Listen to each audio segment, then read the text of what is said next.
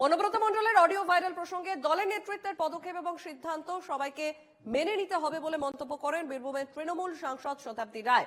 বৃহস্পতিবার একটি সিনেমার প্রমোশনে তারাপীঠ মন্দিরে মা তারাকে পুজো দিতে যান এবং সাংবাদিক সম্মেলনে অনুব্রত মণ্ডল এবং বোলপুরের আইসির অডিও ভাইরাল প্রসঙ্গে উত্তর এড়িয়ে যান শতাব্দী।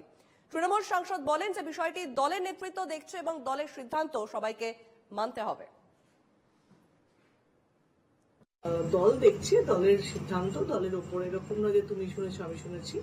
দলের নেতৃস্থানীয় সবাই জেনেছে, তারা যে স্টেপ নিচ্ছে, যেরকম ভাবে চলছে সেরকম ভাবে সিদ্ধান্ত। এই নিয়ে আমাকে দিয়ে কোনো কন্ট্রোভার্সির কথা বলেও লাভ নেই।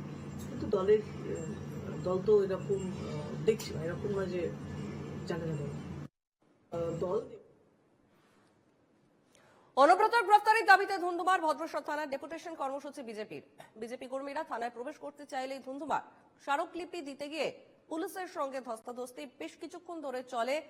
সেই পরিস্থিতি পরে প্রতিনিধিরা গিয়ে আইসিকে স্মারকলিপি দেন। আমরা সরাসরি সেই ছবি দেখতে পাচ্ছি।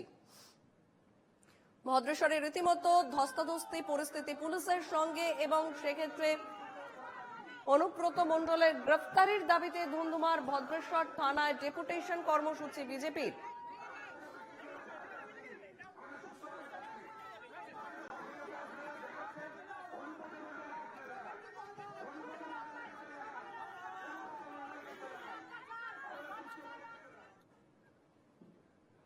রবীন্দ্রনগর নির্যাতন কাণ্ডে গ্রেফতার শাহিন শাহ। মুম্বাই থেকে কারখানা মালিক শাহিন শাহকে পাকড়াও করল পুলিশ।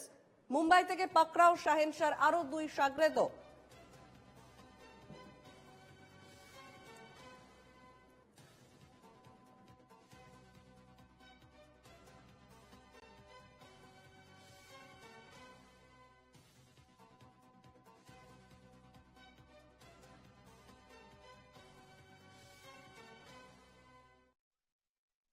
এখন শুনতে পারলাম বোম্বাইতে যাচ্ছিল, ওই আসামি দুটো ভাগে যাচ্ছিল, 3 জনে, ওর ভাগিনাকে নিয়ে সেন্সা আর ফেরিয়াদ, ওই 3 জনকে কলকাতা থেকে পুলিশ গেছিল টিম, আর মুম্বাইয়ের পুলিশে ওকে বাস আড্ডায় ধরা পড়লো। ওকে 3 জনকে মোবাইলে ভিডিও কলে দেখায় ওরাকে আজকে নিয়ে আসবে।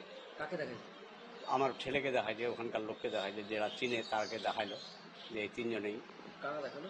আমার ওই যে পুলিশ দেখালো ছেলের ভাইকে ভিডিও কলে বললো যে এই ছেলে দুটা না, এই 3টাই না, অন্যজন বলছে না এই 3টাই, আর ওর ভাগিনা না, ওর নাম জানি না। কে ছিল ওখানে? সেন্সা ছিল আর ফিরিয়ত ছিল, পুলিশ ছিল। হ্যাঁ, ভিডিও করা ছেলেটাও ছিল। 3 জনকেই ধরেছে।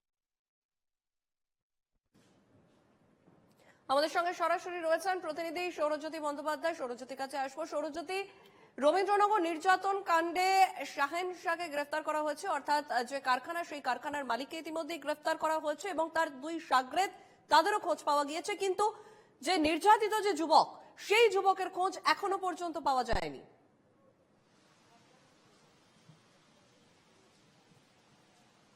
দেখো, ইতিমধ্যেই রবীন্দ্রনগর থানা সূত্রে যেমনটা জানা যাচ্ছে, এর আগে যাদেরকে আটক এবং পরে গ্রেপ্তার করা হয়েছিল, তৌহিদ কামাল এবং আরো একজন মোস্তাফ, তাদের দুজনকে কিন্তু জিজ্ঞাসাবাদ করা হচ্ছিল এবং তাদের জিজ্ঞাসাবাদের ক্ষেত্রে মূলত 2টি অসঙ্গতির দিক ধরা পড়ে। পুলিশের তদন্তকারী আধিকারিকরা তারা অসঙ্গতি পেয়েছেন। একজন বলছেন যে নির্যাতিত যুবক, নির্যাতিত নাবালক, তিনি এলাকা থেকে ছাড়া হয়েছিলেন মূলত ভয় এবং আতঙ্কের কারণে, এবং অন্যজন বলছেন যে তাকে একটি নির্দিষ্ট জায়গাতে রাখা রয়েছে। এর মধ্যেই আজকে যেমনটা জানা গিয়েছে, শাহিন শাহ অর্থাৎ এই ঘটনার যিনি মূল অভিযুক্ত, তাকে মুম্বাই থেকে গ্রেপ্তার করা হয়েছে। আরো 2 জন তার সঙ্গে গ্রেপ্তার হয়েছেন। তাদের একজনের নাম মোহাম্মদ আমিনুল এবং আরো একজন ফিরোজ। তাদেরকে আজকে রাত্রেই মূলত নিয়ে আসা হচ্ছে রবীন্দ্রনগর থানাতে এবং এখানে তাদের বিস্তারিত জিজ্ঞাসাবাদ করা হবে। পুলিশের তরফ থেকে এই মুহূর্তে উচ্চপদস্থ আধিকারিকরা এসেছেন। বারবার যারা ইতিমধ্যেই গ্রেপ্তার হয়েছেন তাদের সঙ্গে তারা কথা বলছেন এবং বিভিন্ন জায়গাতে যে অসঙ্গতির দিকগুলি ধরা পড়ছে সেই বিষয় নিয়েও তারা জানতে চাইছেন। এর মধ্যেই যেমনটা খবর, আজকে মুম্বাই থেকে নিয়ে আসা হবে মূল অভিযুক্ত শাহিন শাহকে এবং তার সঙ্গে আরো 2 জন যারা জড়িত ছিলেন, অর্থাৎ মোট 5 জন যাদেরকে গ্রেপ্তার করা হয়েছে, তাদেরকে নিয়ে তারা জিজ্ঞাসাবাদ করবেন এবং সেই জিজ্ঞাসাবাদেই কিন্তু স্পষ্ট হয়ে যাবে এই মুহূর্তে নিখোঁজ নাবালক তিনি কোথায় রয়েছেন। তুমি জানো যে এর মধ্যেই ডায়মন্ড হারবার জেলা পুলিশের তরফ থেকে একটি স্পেশাল টিম পাঠানো হয়েছে উত্তর দিনাজপুরে ইসলামাবাদে, যে অঞ্চলে দুই নাবালক থাকতেন যাদেরকে নিয়ে আসা হয়েছিল কাজের জন্য। তাদের পরিবারের সঙ্গেও তারা কথা বলছেন এবং তারা জানতে চাইছেন ইতিপূর্বে আর কোনো ফোন কল তারা পেয়েছেন কিনা।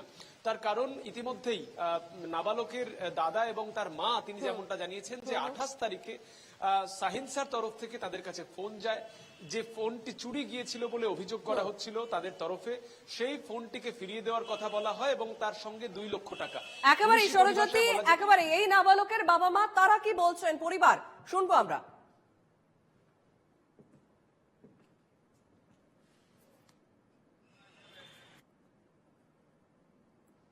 ওই যে যারা মানে নিয়ে গেছিল মানে ঠিকাদার ওই নিয়ে গেছিল।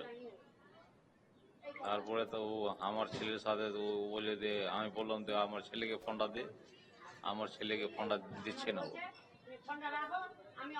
ও মোবাইল চুরি করছে, 2 লাখ টাকা নিয়ে আসো, 2 লাখ মানে 22,000, 2 লাখ টাকা আমার ইতে আসিল মোবাইলে, ফোন পেকে ছিল, আর মোবাইল চুরি হয়েছে, মোবাইলের দাম দেবো, মোবাইলের সব কিছু দাম দেবো, কিন্তু ওকে হাত লাগাবেন না ওকে।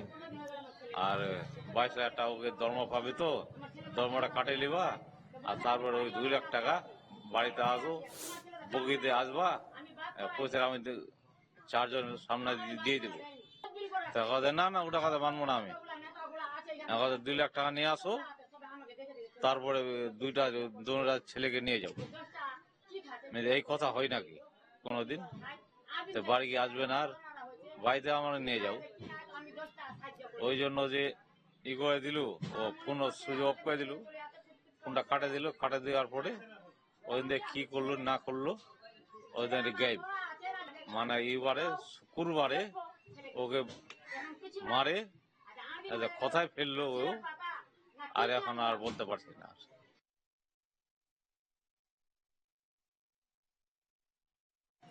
তুমি আসো, এখন তো ঈদ বকরিতে আছে আমার, তুমি আসো, তারপরে 4 জন লোক নিয়ে আমি টাকাটা দিয়ে দিব, আর আমার বাচ্চালার দরমাটা নিয়ে তুমি মোবাইলটা নিয়ে এলো, এই কথা হলো।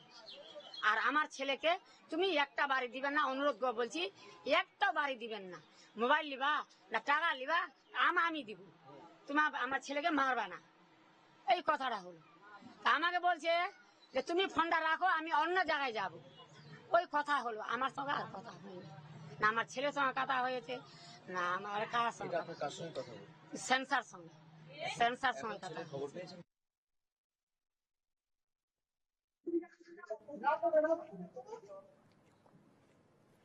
আমাদের সঙ্গে সরাসরি রয়েছেন প্রতিনিধি দেবব্রত চক্রবর্তী। দেবব্রতর কাছে আসবো। দেবব্রত, রবীন্দ্রনগর যে কাণ্ড, তাতে ইসলামপুরে এই যে নাবালকের পরিবার, সেই নাবালকের পরিবার তারা বলছেন যে এই মোবাইল চুরির অভিযোগ সম্পূর্ণ রকম ভাবে মিথ্যে, তাদের ছেলেকে ফাঁসানো হচ্ছে এবং তাদের ছেলেকে খুঁজে দেওয়া হোক, যে দাবি তারা জানাচ্ছেন। স্থানীয় প্রশাসন তারা কি বলছে? কারণ ইতিমধ্যেই যে কারখানার মালিক, সেই কারখানার মালিক এবং তার 2 শাগরেদ, তারা দুজনে গ্রেফতার হয়েছেন, তারপরেও এই নাবালকের খোঁজ এখনো পর্যন্ত নেই। কি জানা যাচ্ছে? কিন্তু এখনো খোঁজ পাওয়া যায়নি। পরিবারের কিন্তু একটাই দাবি যে এই নাবালককে কিন্তু খুঁজে দিতে হবে, এবং সেই কয়েকদিন পার হয়ে গেল, সেই ঘটনায় কিন্তু এখনো অবধি নাবালককে কিন্তু খুঁজে পাওয়া যায়নি। তবে মুম্বাইয়ের থেকে ওই যে মালিক, তাকে কিন্তু গ্রেপ্তার করা হয়েছে, সঙ্গে 2 জনকে আরো গ্রেপ্তার করা হয়েছে এই ঘটনায়। তবে স্থানীয় বাসিন্দা প্রত্যেকেরই কিন্তু এখন একটাই দাবি, যে হচ্ছে এই নাবালক যে আছে তাকে খুঁজে পাওয়া যাচ্ছে না, তাকে খুঁজে দিতে হবে। এবং আমরা কিন্তু দেখেছি যে স্থানীয় যে পুলিশ প্রশাসন, তারাও কিন্তু ঘটনাস্থলে এই যে পরিবার, সেই পরিবারের সঙ্গে দেখা করছেন, কথা বলছেন, সেটা কিন্তু চলছে। এবং পাশাপাশি তোমাকে এটাও জানিয়ে দিই, পরিবারের যারা সদস্য, তারা কিন্তু এই ঘটনায় যথেষ্টই উদ্বিগ্ন, যে এই তাদের যে বাড়ির যে সন্তান, সে কোথায় এবং তার খোঁজ খবর পাওয়া যাচ্ছে না। এবং পাশাপাশি এই গ্রামের যারা লোক তারা কি বলছেন এবং তাদের যে বক্তব্য আমরা তাদের সঙ্গেও কথা বলছি, পরিবারের লোকজনের সঙ্গেও কথা বলেছিলাম, যে তাদের দাবি এই শিশু বা এই সন্তান এই যে বাচ্চারা কোথায় গেছিল। বেশ দেবব্রত, খবরে নজর থাকবে আমাদের। আপাতত ধন্যবাদ। সরাসরি ছিলেন প্রতিনিধি দেবব্রত চক্রবর্তী।